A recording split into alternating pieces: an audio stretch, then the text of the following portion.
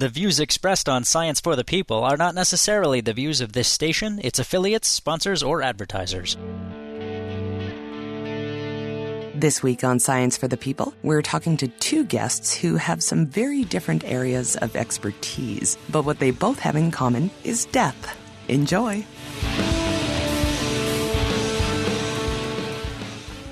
Welcome back to Science for the People. I'm Desiree Schell, and I'm here with Simon Davis, a Washington, D.C.-based writer who currently spends most of his time writing about death and other morbid things for Vice in a column called Post Mortem. Welcome, Simon. Hi, Desiree. Now, maybe a little bit of background. How did Post Mortem get started? So I was writing for Vice last year for different things.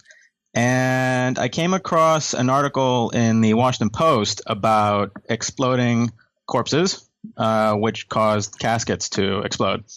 And it was very brief. It didn't go into a whole lot of detail, but I just thought, wow, I mean, this happens. Like this isn't some kind of weird movie. It's a thing. So I looked into it, and I asked my editor then at Vice, who interestingly was the night editor. So he was actually working 9 a.m. to 5 p.m. Tokyo time, but based in Los Angeles. Oh, Lord. And he loved it. He loved the idea. And his words were, no amount of gory detail is too much. So I thought, okay, well, I can get into this. All right. You know, if I've got the okay for that, let's do it. And so that's how the first piece you see there with exploding corpses came to be. And then there were a couple of books that came out towards the end of last year. One was Caitlin Doty's Smoke Gets in Her Eyes, and the other one was Atul Gawande's Being Mortal. That did very well and were actually really great books. So I talked to those authors too. And, you know, once you had three, it wasn't yet a column per se, but around December, I was asked to come up with a topic for a recurring column. And I threw out a few ideas, and the only one they really cared for was death, because it just so happened that I had done 3 on that anyway. Well, now, what I find so interesting about these is there's an obvious underlying sort of science and evidence bent here. I mean, the pieces are definitely, as you said, they're morbid and they're very entertaining, but you obviously have a love for the more sciencey side of death. Yeah, because that's the real side. Well, then how do you write about that in a compelling way while introducing science, but also making it engaging? Well, you get into the detail and you don't use euphemisms. And my experience has been that people are just interested. It's like, you know, you have a corpse, which is a body, and it used to be a person, but not anymore. But it's there and it does stuff. And it's just an interesting thing that people are often fascinated by. Is writing about death different than writing about not death, I guess? Kind of. So writing about the dead, per se, there's a really great distinction that somebody I talked to, Paul Couthinaris, that he said there's death and there's the dead. And death is, you know, sort of the broad topic, but the dead are, you know, the dead. So writing about the dead, to me, is just a very straightforward process, and everybody who I've ever read or talked to that deals with grief, because usually that's where, you know, there's a possibility for somebody to be very sensitive, says no euphemisms, and that's what I do. Go into detail. I don't believe that a dead body is something dirty or sinful or whatever. It is. So I try to have a kind of a stoic attitude about the whole thing, and be explicit and, where appropriate, respectful. How do you avoid being exploitive while still being explicit? Because that's a real possibility when death is your beat. So respect the feelings of the living is basically the thing. So it's one thing when you're talking about the dead in general, and it's not somebody who's named or whatever. And it's another thing, of course, when it's somebody's mother, right? So you just try to be aware of that. You know, there are things that are universal about the experience of being dead, if you will. Those are there. Those are quite, you know, those are going to happen to everybody. And people want to know about that stuff. Well, there's a good example of this. You wrote an article called How Google Searches Influence Suicides. So Sure. maybe give us a bit of an overview of that article. Okay, so yeah, that actually was one where I did make a conscious effort to be very careful, but not because of the topic of death per se, but because suicide is a very tricky subject to write about. And, there's guidelines about it. We were very careful to include a disclaimer at the bottom for the suicide hotline, which is sort of a best practice for media guidelines, which unfortunately not everyone follows. So there was that, but it was more a concern about contagion risk and people who might be prone to suicide reading this and being more encouraged. So yeah, and for that topic, there was definitely a very conscious effort on my behalf to not, for example, include screenshots that would indicate specific ways that one could commit suicide. So I don't remember exactly how the idea came to me, but Google autocomplete is kind of a thing that people love to hate in a way because it's very helpful. But on the other hand, there's certain searches where you get these autocompletes that are kind of disturbing sometimes, or just very hilarious. And there are certain searches where you might get encouragement to do something that you hadn't thought of. So a tricky thing is if you type in how to commit suicide and then it adds by, for example, and then you start getting specific methods, and then it starts getting into, well, which method is more effective? So there's this really odd line of, okay, what happens if you're just looking for information, and what if you're actually trying to do it? Right. And can Google know? What would it do if it did know?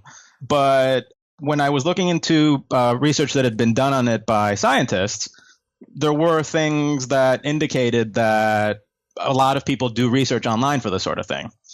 So there's a lot of interesting ethical considerations about, what is information, what is encouragement.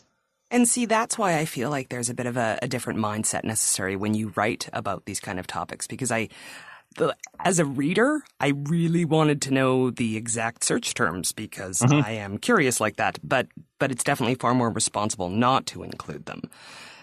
But so how exactly do we know that search terms and them auto-completing like that, do we know if it actually does influence suicides? Is there any evidence of that?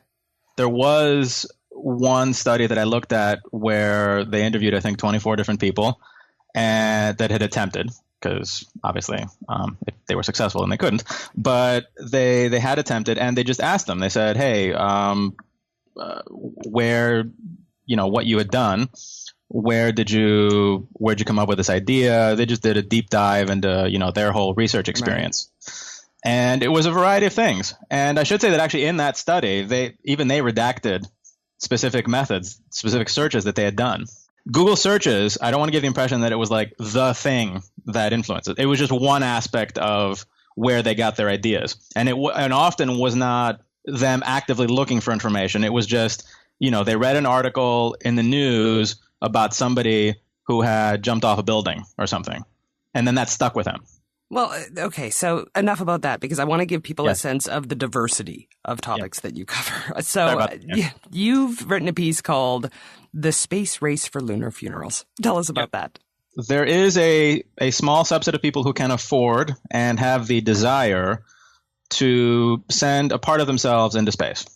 Typically, that would be a gram of cremated remains, because space travel isn't really a thing for the living, and it's not cheap for the dead either. So there was an announcement recently that there was a company called Elysium Space that announced that they would be partnering with a different company that is part of Google's SpaceX competition to launch a Mars lander, a privately funded Mars lander. And so they are a provider of services for people that want to put like a gram of cremated remains and put it on a spacecraft that will land on the moon.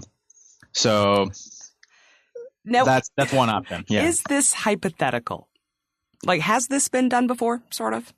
Yes, it has. So that's the interesting thing. So the announcement was, oh, hey, we are going to make this a reality.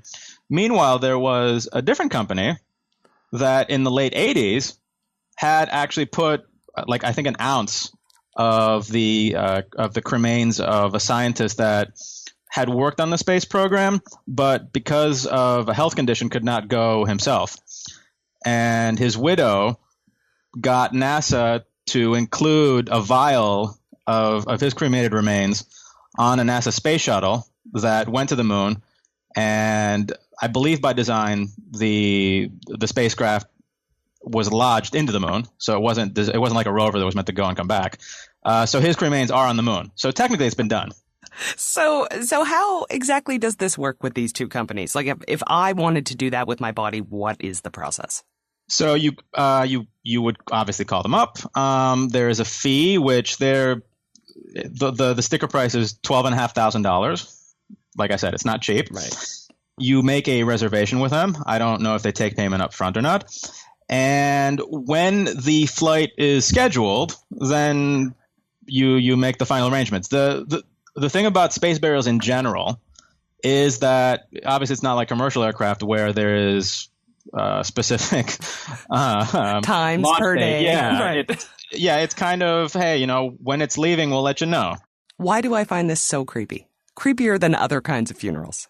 I guess because it's out there, you know what I mean? It's like with a regular burial, they're in the ground, you know what I mean? Whereas this is like, the way gravity works and whatnot, it's always there. Although I personally, the idea of like, you can look at the moon, and if you know that someone you love is there, like, if you bury someone in a cemetery, you can't look at that at night, can you? But you can look out your window and look at the moon. That person's there. I mean, it sounds like I'm selling their service. I'm not endorsing them, but there's a coolness factor to that. I think if they could send the whole amount of remains, it would be less creepy to me. I guess part of the problem is they only send a little bit. That seems odd. I don't know why. It's expensive. I mean, you can probably pay them to do 50 vials, right? Bulk orders. You could charter your own rocket if you wanted to. I think it's more creepy to send a body uncremated personally. Oh, no, definitely. Okay, we're in agreement on that. Science for the People is a weekly radio show exploring everyday life from a scientific perspective. To find out where Science for the People airs near you, or to listen to past episodes, check out our website at scienceforthepeople.ca. You'll also find links to connect with us on Facebook, Twitter, and Google+, or to subscribe to the podcast in iTunes. And now, back to the show. This is Science for the People, and I'm talking to writer Simon Davis about Post Mortem, his series on death at Vice.com. Okay, now another piece you wrote was how bodies were buried during history's worst epidemics. And you compared 3 epidemics to show how the way that we deal with bodies influences how we view death. And I really like this piece. It was particularly insightful. So do you want to walk us through it? Yeah, so I examined the Black Plague in London during the Middle Ages. I examined the Spanish flu pandemic 1918 through 1919, which actually a lot of people don't even know was a thing because it was around World War I, even though it killed more people than World War I, and the recent Ebola outbreak in West Africa. And what it being a death column, I wanted to look at a couple things. One, exactly how these epidemics spread while they're active. What does that look like if you're on the ground at the time? Mm-hmm. Terrible as it is, how does it differ from normal times? And 2, how it made people look at the subject of death differently, right? Because, if during a non-epidemic period, if you will, you get used to people dying of old age or an accident, there's a depressing sort of regularity to it. On the other hand, if you have a situation where there's a mass outbreak of disease, that really disrupts that whole continuum. So with, for example, the Black Plague in London, it actually changed their perception of it. I mean, this was during the Middle Ages. Christianity was obviously the dominant religion, but London was a much, much smaller city. I think it was in the tens of thousands of people. So when you have a few thousand people at a time that die all at once and their bodies turn black at a time when medicine isn't really what it is today, people start really reconsidering things. So there are records of before the Black Plague, people using cemeteries as playgrounds, as just any sort of other sort of communal space. The church having kind of a matter of fact, view of the whole thing. Whereas after the plague, after they had to deal with things like, oh crap, the cemeteries are full, we have to build new cemeteries for the dead, you start to see religious art that starts to show death as kind of the villain. So these sort of changes in perception are what I was interested in exploring. With the Spanish flu epidemic, which was huge in the United States, but worldwide it killed 30 to 50 million people. So, I mean, this is a really, really horrible thing. And it was in a space of like a year and a half. Exactly. Yeah. And, you think flu, I mean, we talk about flu killing people and it still does. Millions and millions of people is kind of something we haven't had since then. So that was a situation where it was really, really terrible at the time. However, when they looked at historical documents shortly thereafter, there wasn't really an acknowledgement of it.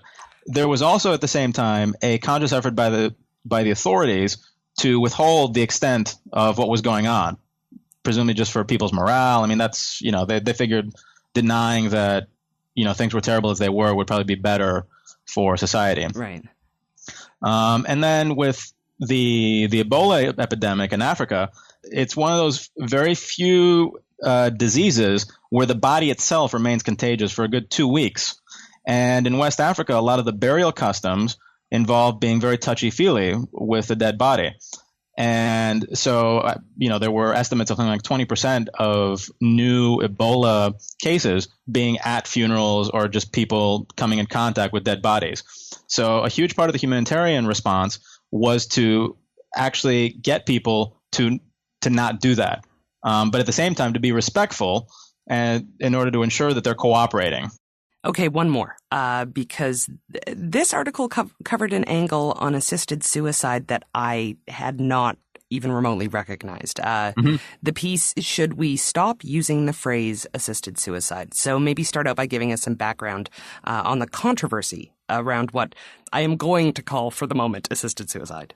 When I was writing the article on Google searches, I saw that there was a small subset of people who would use the term suicide, and they were clearly not looking for themselves. They were looking to help either somebody else, or they were typing in assisted suicide. And that was kind of a qualitative difference to somebody who maybe was depressed and was actually looking at it for themselves. It was more around the topic of how to end someone's life in as painless a way as possible. Right. So there's advocacy around this. And in the U.S., there are two organizations, and one of them is Compassion and Choices, which had actually, when I spoke to them, they told me that, oh, hey, by the way, we're actually launching a site called It's Not Assisted Suicide, because a lot of people type this in, but we don't like to use that term. I'm paraphrasing what they said. Mm-hmm. So it's like, oh, what's wrong? Then I started to think, what's wrong with that term? And it's the controversy is basically this. On the one hand, you have the sort of literal definition of suicide, which is to take my own life. Okay. And it could be argued that somebody who is looking for life-ending medication, who is terminally ill, is literally doing that. And a lot of media organizations will say, okay, that's a form of suicide. Anybody assisting with that, be it a doctor or a layman, is assisting in suicide. On the other hand, you have people who say, well, wait a second, I'm going to die anyway, and I just want to make it painless, and I don't want to die. So to me, I don't consider myself suicidal. So how do you balance those two? And it's not as straightforward as one might think, in my opinion, because the literal definition, you could argue the literal definition of homicide from a medical examiner point of view is to end someone else's life, right? Mm. Well, okay, what if you're in a hospital and the doctor turns off the the respirator after, a medical directive of some sort.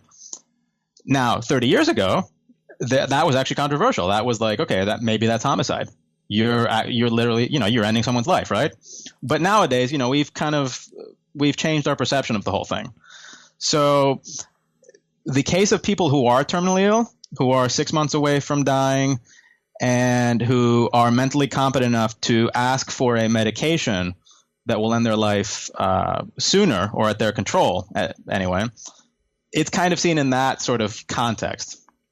Well, there's also some real tangible reasons to change the language around that, the communications angle, because surveys that have been done, according to your article, far more people are supportive of aid in dying than they are of assisted suicide. That's true. Yeah, they are. The only downside of that is most people, aid in dying is not a term that most people use. So when people are just trying to find out information, they don't really search for that. But yeah, it's definitely a term that makes people more comfortable with it, because it is a political topic. There's only 3 states that have laws on the books that allow what I just described, and so there are other states, which, like Massachusetts, for example, and I believe New Hampshire, where it did go to the ballot and it lost. And the other side, which is typically religious groups, disability advocates, and a lot of the medical establishment, though that's changing, will call it assisted suicide, because there is kind of a stigma to the word suicide and indeed the action of suicide. Well, there's also another legal aspect here, the fact that insurance companies don't like to pay out for suicides. That's true, yeah. And so the laws as they exist in the U.S. are that if you take advantage of the law and you are prescribed this medication, that the death certificate will not say that. So that's part of it too, yeah. There's another perspective that is incredibly interesting to me, because thinking about it, the phrase assisted suicide, it's actually fairly insulting to people who have debilitating, untreatable illnesses. There was a quote that you used that very much changed my perspective. It was from Brittany Maynard, a 29-year-old woman who was diagnosed with brain cancer, and she already has obtained that life-ending medication. And she said, "I've had the medication for weeks. I am not suicidal. If I were, I would have consumed that medication long ago. I do not want to die, but I am dying, and I want to die on my own terms." And for me, that's a powerful reason to never use the phrase assisted suicide again. Well, I will say this. So I've just described, again, very specific circumstances, okay, which are, again, you have 6 months to live, you're mentally competent, and you are physically able to procure life-ending medication and to administer it. This is a very small subset of people. Now, these people definitely need to be helped, and I'm personally supportive of that. But it gets trickier when you go outside of the U.S. context and you look at, for example, Switzerland, where over there, the law says you can help someone to kill themselves, to commit suicide, and the only restriction is that it is not done for selfish purposes. So there, it actually is assisted suicide. You can't, you can be in good health, not terminally ill, and go to a clinic there, and you would get seen by, some of their specialists just to, I guess, certify that, you understand what you're doing. And they would give you life-ending medication, and that would be it. But I mean, there was a woman from the UK who, I think she reached a certain age, and she said, "You know what? I've been a nurse. It's downhill from here. It's not worth it for me." To me, that is assisted suicide, and to most people, that is. Right. This is a complicated issue, and I love that there's a series that is digging into this. Fantastic series, Simon. Thank you for doing it, and thanks for being here. Thank you so much. I appreciate it. And that was Simon Davis, author of the Post Mortem series on Vice.com. And you can find more of his work at the link on our website at scienceforthepeople.ca. And if you happen to be in the neighborhood of our website, do please click the links to everywhere we exist on social media, or to iTunes, where you can download past episodes or subscribe to the show. You are also gently and pleasantly encouraged to click the link to Patreon, where we will happily accept your support, and by that I mean money. To all of you that already donate, please accept my high five, virtually.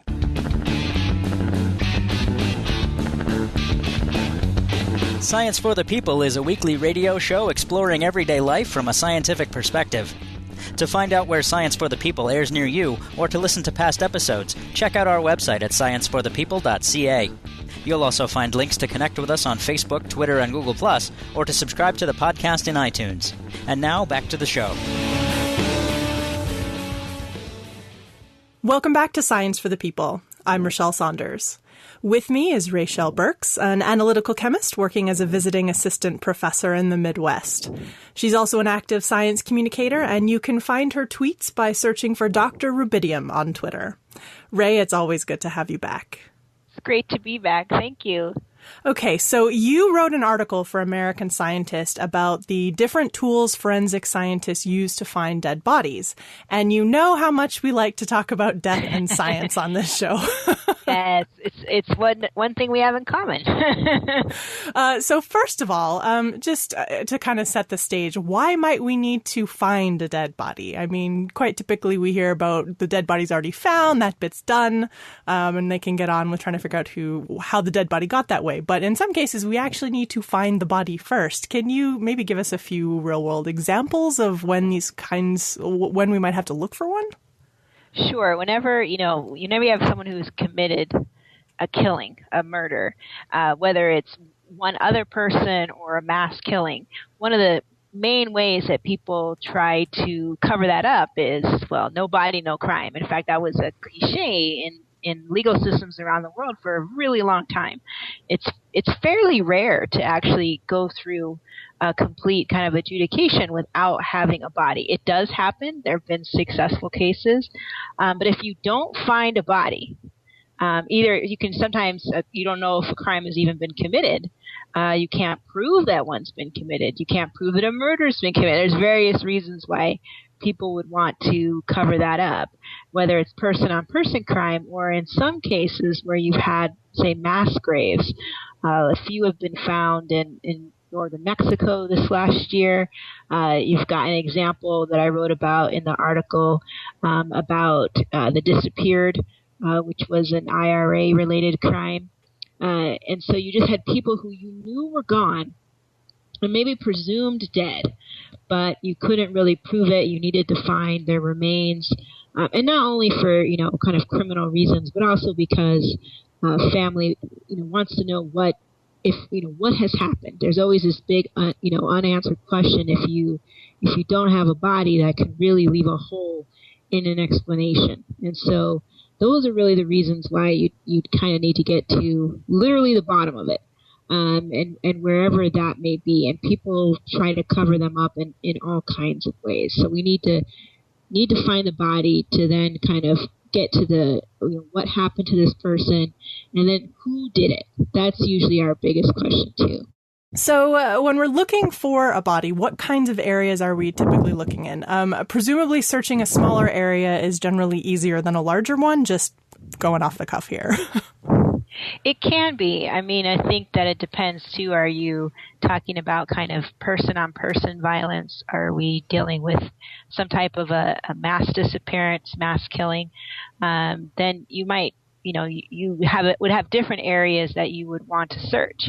And, when's the last time the person was seen? Did anyone remember seeing them leave their property? Or, are they adjacent to an empty field? I mean, it's one of those things where it really does depend on kind of the other details of the case, but definitely the smaller your search area, the easier it is to use tools quickly and efficiently.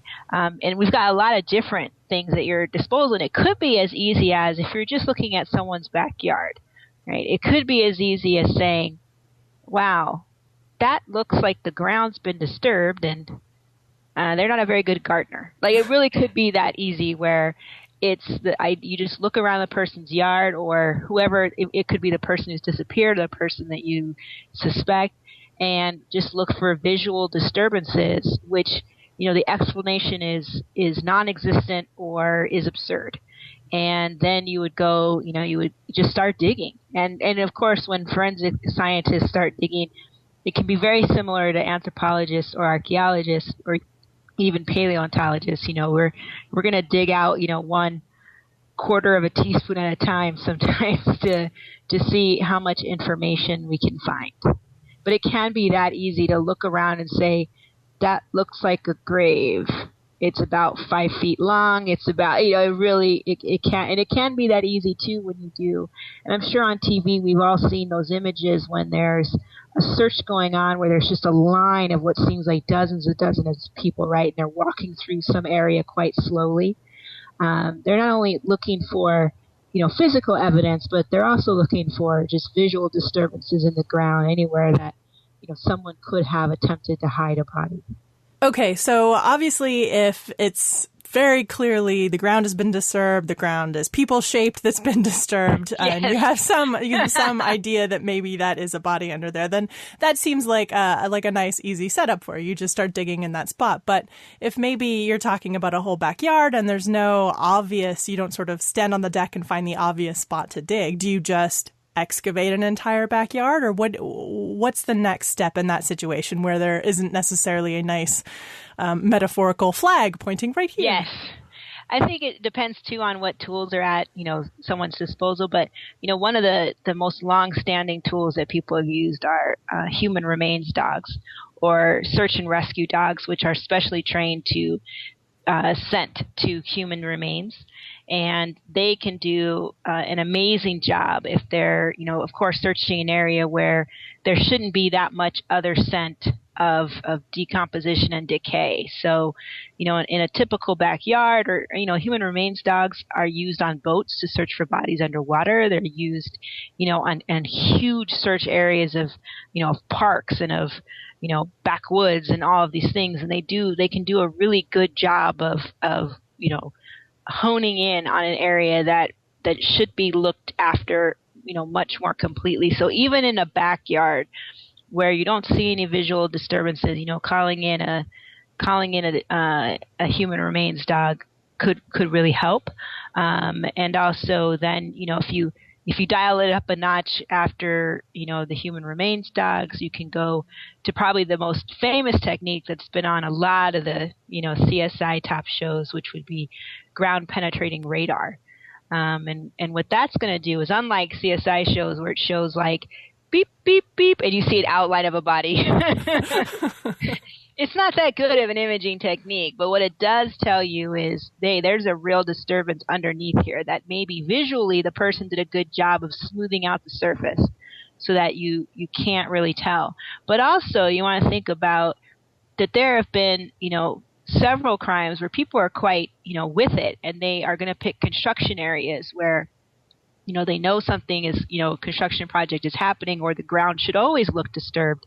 So they are very strategic in when they do a body disposal. So if you have something like a parking lot that's gone down, then that's going to really present a challenge for a lot of things. But if you use ground penetrating radar and you say, okay, well, 4 feet down, there's this real disturbance in the soil that you just couldn't have seen, and maybe the dog did or did not alert to, then that would be, especially if you're talking about you're going to need to rip up a floor or take apart a parking lot, or, or even in the case of just ordering a full excavation, which will take a lot of time and a lot of people hours, then that would be another good thing that people could do.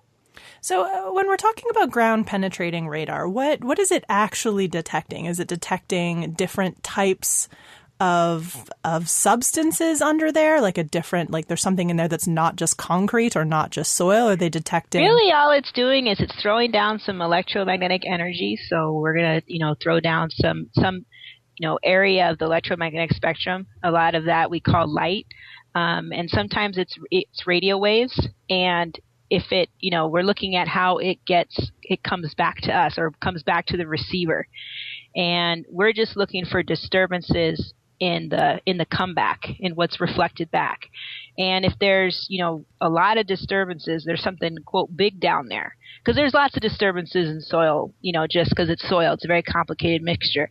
But what you'd be looking for is, kind of dimensions of the disturbance? Does it seem to make sense with the environment? And of course, then you'd have to have, geologists and a person who's familiar with the area and what's gone on there.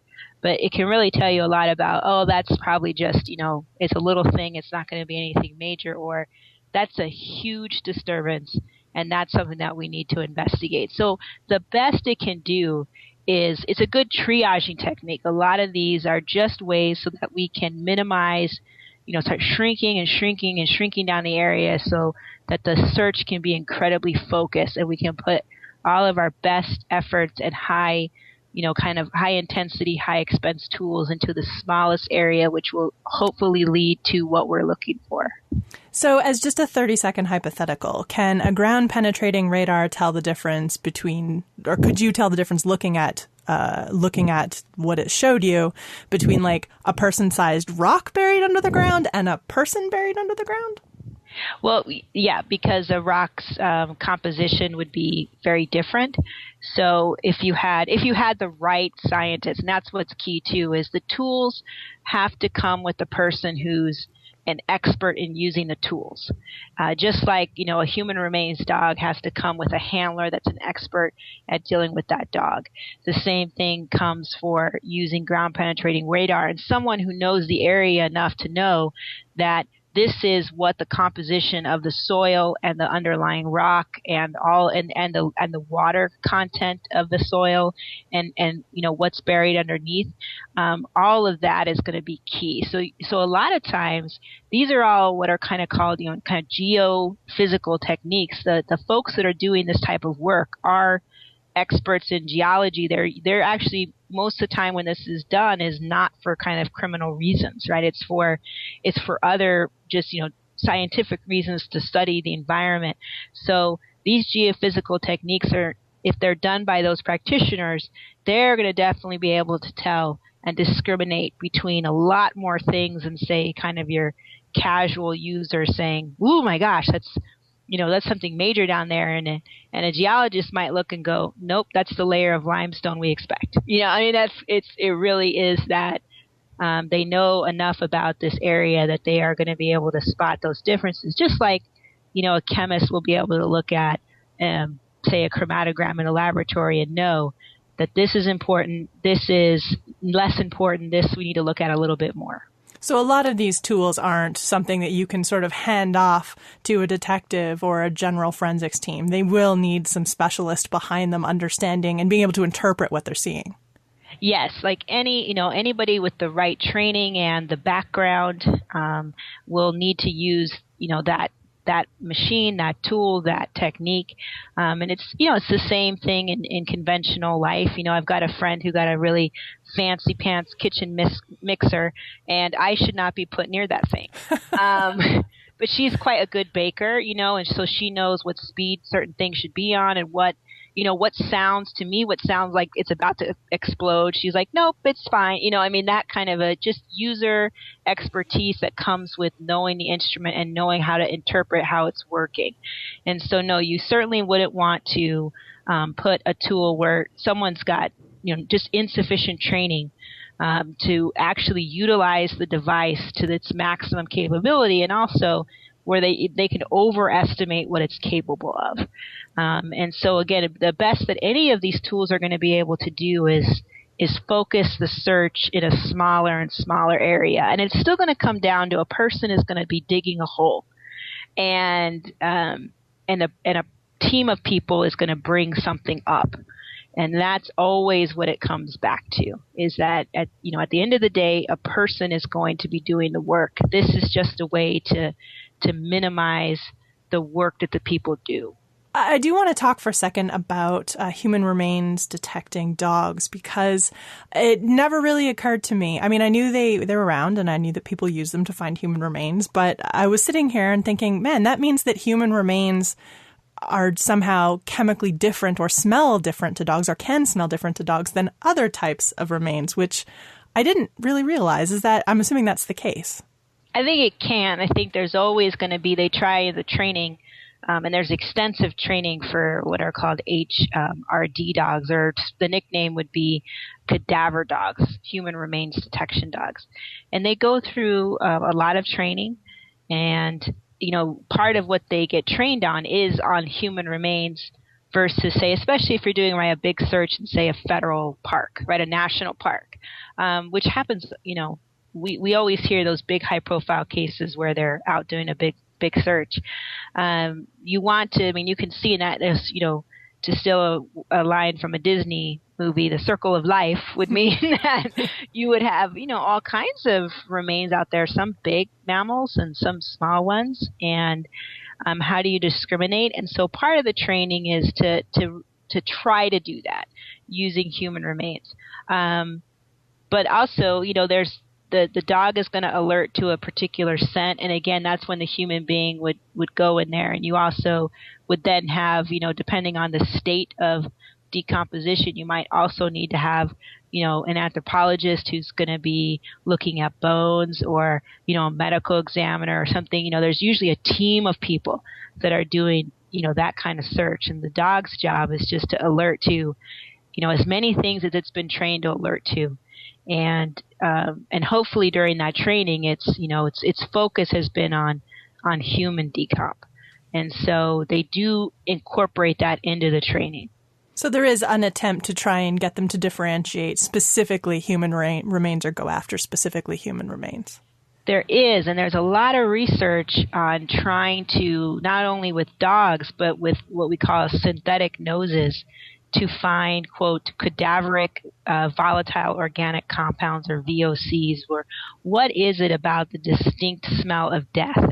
And for us, of course, what is it about human decomp? Because a lot of, protein-based mammals, or not even, just fish, any kind of protein, it breaks down in a lot of way in the same fashion. But we are made up of a bunch of other stuff, right? We've got fats in there, and we've got other chemical compounds, and how do they break up? So there's been actually a lot of research trying to say, okay, what's the distinctive scent for, our cadavers remains, so that we could not only train better HRD dogs, but also construct an electronic device, an instrument that would actually be able to sample the air and maybe even soil, processing, you say top point of soil, just a little bit from the top of something, and be able to analyze it for these particular chemicals that would, like a dog, alert us to, hey, this is an area where let's spend a little bit more time here and take literally sometimes a deeper look. And a decomposing body also seems to change the chemical makeup of the soil around it. So presumably there's some telltale signs that you could look for actually by taking a soil sample around an area that maybe a dog has highlighted, or a disturbed area, or an area that maybe a penetrating radar has pinged, that could help you understand what you're seeing, or what might be under there before you start to dig? Yeah, that's been some really interesting research. I talked a little bit about it in the article. It's a PLOS One paper, and they wanted to look at, okay, well, what would happen? You have a human body. It's got a unique microbial community, and if that's kind of unleashed on the soil in an environment, is that going to have any influence? Could we actually detect that? Or, kind of what would that do? Not just, any old chemicals, but our unique microbes, because that might be like a signature almost. If a lot of proteins break down to the same stuff, maybe these microbes would be a way to really, really distinguish some things. And so, what they did is they buried a real small study, probably because it involved cadavers, and they can be, it's a tricky research model, and they looked at different types of decay and monitored the soil above and all around the body, and did some analysis on it. And what they found is, they were a bit surprised, and so was I when I read the paper, is that the human-associated microbes actually persisted in the soils for surprisingly long times, they said. And so that could be a way that, not only to maybe find a grave, but people do move bodies. And maybe the visual remains, there was a body there at some point, Could we say that, or was it moved, or, and also if this is kind of in the wild, then you could have a scavenger has come by and taken the body, but it was there. So there's a lot of scenarios where I could think this would be important. And so to be able to say, hey, this is either it, dig deeper, or this was it, and that can provide a lot of clues too.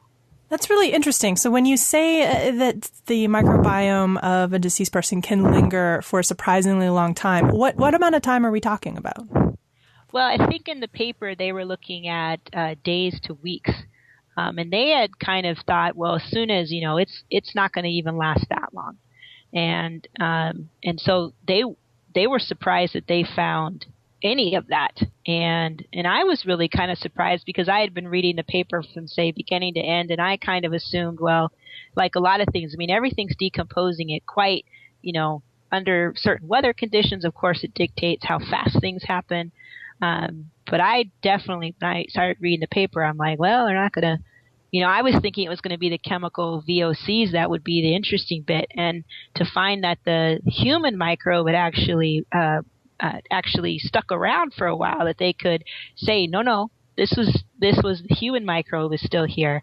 I thought that was really interesting because if you're talking about not only being able to find it, and they're still, this is all very preliminary work, so I don't want to oversell it, but I definitely think it was something that should be pursued, especially if you're dealing with, say, mass casualties or war crimes type thing, where it's not uncommon to have to find large mass graves in really kind of remote areas, or when bodies get moved, or and maybe even another scenario where people are buried and then the burial sites are in some way attempted to be destroyed.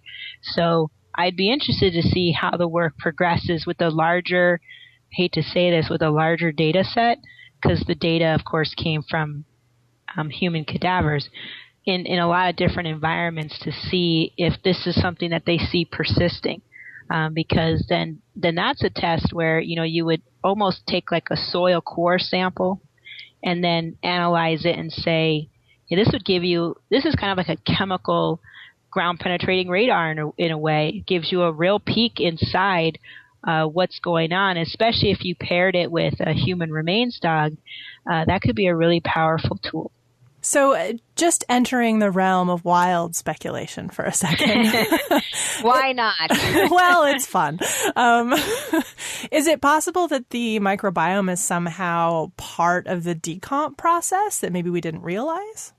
Ooh, well, that I can't answer, but it's interesting to me that it's persistent in that it itself, the human associated microbiomes aren't decomposing at the rate assuredly that the researchers thought they would. And in fact, the researchers themselves say, hey, maybe because they're persisting in soils, maybe they do play a role in decomp. And we've known for a while that, the kind of bloating process or the gases that build up are part of the decomposition, and bacteria's leaking all over, and a lot of bacterial action involves the excretion of gases. So maybe, this microbiome is doing something, and what it is doing, that's going to be part of, I think, the future research to keep an eye on. But I think, the authors suggest that this would be a good kind of biomarker. And I think the work is really promising. Again, it's got to continue. I hope that they get, they can continue this work if it's available to them and funding wise, because when you're trying to find what they call a clandestine grave, this is a chemical tool, another good chemical tool. There was a different group that looked at using, they actually treated soil with ninhydrin, and they got a color response. And so that was a way too to say, hey, this is something that you need to look at even more. And so this is even more discriminating because these are microbes that are associated with humans. The other chemicals, they're not that closely. They could have come from something else. this kind of adds a real layer of what could potentially be what we call discrimination, where you could really say, hey, this is a site of human remains, not just like, a deer. This is something that we really need to go after. So I think it's promising. I'm just curious, in general, how much about the science of decomposition and how it actually works do we know? Are we pretty clear on the science there, or are there still some big gaps in our knowledge about how that process works? People have been studying decomposition and how to affect it and what to do with it for a really long time. We know a lot of information about human decomposition, but there's always more work to do. I think as our tools, what has drastically improved are our analytical tools to study that, and we're able to look at concentrations of all kinds of chemicals and biochemicals in a way we've never been able to do before. So even work that, say, experiments that were done, maybe 50 years ago, we just couldn't find things because we didn't have the tool that would allow us to do that. So, now is a really exciting time because we have this level of analytical tool and, chemical kind of toys, if you will, at our disposal, that we are finding out much more information, even if we were to go back and do some similar experiments. But kind of the order things happen, we know quite a bit about. We even know about, entomologists know the order of which, critters are going to visit, and all of that. But even that is affected by all kinds of conditions. And so, we've all heard, especially if, the two of us, we've heard of the body farm, studying decomp and under various conditions and changing, just one thing can really alter how things behave. And so, just like life, death is one of those things that we can always find out new things about. I admit that I've always been really fascinated with body farms. There's a part of me that kind of wants to visit one someday, but also a part of me that knows that would probably be a bad idea. Yeah. Well, I don't know if it's one of those things where you're like, I'm just going to stroll in for it. I can't imagine it is. No. And so there's, probably one of the most famous ones is at the Anthropological Research Facility at the University of Tennessee. That's probably the one that most people are, kind of thinking of. And other folks have done research in this. It's much more, small scale research on this area. And so I think that, again, with more analytical tools and research in that area, we're finding out more and more about how to find things, and also about how to say, because what we're most interested in is not just finding it, right? We want to find this person or their remains, but we also want to know what happened here. And so a lot of the research too is not just who is this the person, and then who is this person, if it's if that's undecided, but also what happened to this person. And that all it's a big mix of research that goes on is not only what could the burial site tell you about is it, first of all, a burial site, but also is what happened here.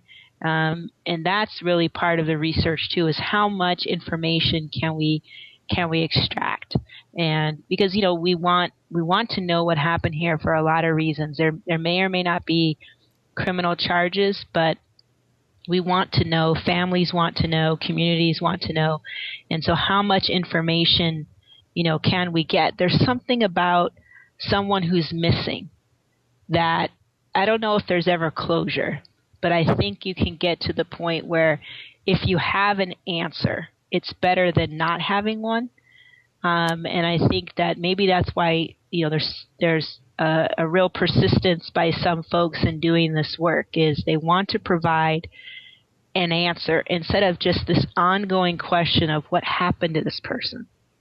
So just one last question while I've got you on the line. You talked a little bit before about how the study we were talking about that looked into the microbiome was using human cadavers. And I would imagine that a lot of this research really ideally needs human cadavers to be able to do it in a way that is sort of most comprehensive and most complete. But how difficult is it to do this research and to get the human cadavers in order to do it in a way that is, I guess, most obvious? That could be a challenge. I think, any medical school or, undergraduate facility that has an anatomy class, arranging for human cadavers can be a challenge, but you have more and more people donating, bodies to science. And certainly I know a friend in particular who is planning to donate their body to the body farm. And we could certainly do that. Another thing that people do when this is a real challenge, because it can be, is that they try to use similar other animals. And so depending on the type of work that's being done, they'll use pigs, which are quite similar to humans. I don't know if we want to know that, but that's true. And so they'll some work will be done in pigs. And like you're hinting at, it really does depend on what they're trying to do. Like with these researchers in the microbiome work is they really were looking at the human microbiome. So they had to use human cadavers. But if you were doing work, say, on the next generation of ground penetrating radar, you could probably just, use, say, a large, if you wanted to kind of look at disturbance and look at kind of water density of a certain, maybe, using a large pig would work. So I think that it just really or if you were looking at insect activity, but it wasn't super critical that it was human remains, maybe you'd also be okay using. But again, the expert would know, okay, what are we trying to find here? And what would work as if the best model, because there's lots of times where we can't, for various reasons, work on the model, right? The thing we're trying to study, but can we get as close as we can? And so that would probably be, pigs would probably be, one of the things that we could do. And sometimes you can do it chemically. There's, two great chemicals we've given real super names to, cadaverine and putrescine. They do smell like their names. Is that from personal experience? Oh, yes. Yes, it will clear a room. They definitely smell like that. And so, they can be used depending on, what, again, the application of the study is. I think that sometimes, people who are not us maybe would think that the work is ghoulish and, kind of creepy. And I think in my mind, I think of it as, is that you're providing a service. And, the last thing that someone's going to do for this person or these people is to find them and to find out what happened to them. That is the last thing we could do. And it's probably the best thing we could do for the people that cared about them. And so in my mind, that's not creepy then. You're providing a necessary service. And so maybe if more people thought, hey, this isn't creepy, this is actually kind of the last good measure, then we'd have a different view of this work. It wouldn't be seen as ghoulish. It would be seen as necessary. Ray, it's always lovely to have you here. Thanks so much for coming on the show and for being interested in death for those of us who are as well. Well, thanks very much. If you want to learn more about Raychelle Burks, you can check her out on Twitter by searching for Dr. Rubidium or by visiting the show notes for today's episode, where we'll have links to get you started. And you can find those show notes on our website, which is scienceforthepeople.ca.